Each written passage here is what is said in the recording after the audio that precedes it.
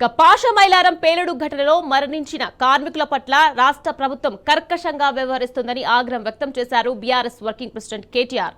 Covid సమయంలో వలస కార్మికుల హృదయాల్లో కేసీఆర్ నిలిచారని అన్నారు.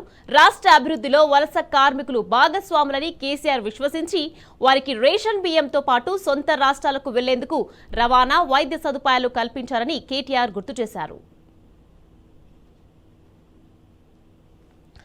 పాషమైలారం పేలుడులో పెద్ద సంఖ్యలో కార్మికులు మరణిస్తే వాటిని తగ్గించాలని రేవంత్ చూస్తున్నారని కేటీఆర్ విమర్శించారు.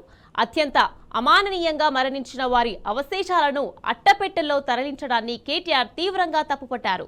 తమ కుటుంబ సభ్యుల ఆచూకీ తెలపమని బాధిత కుటుంబాలు పోలీసుల కాళ్లు పట్టుకుంటున్నారని తెలిపారు.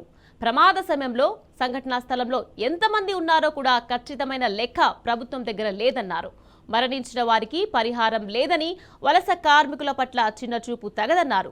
మృతి చెందిన వారికి కనీస గౌరవం ఇవ్వాలని ప్రభుత్వానికి కేటీఆర్ సూచించారు. చనిపోయిన వారిని విస్మరించడం అనైతికమని కేటీఆర్ ఆవేదన వ్యక్తం చేశారు.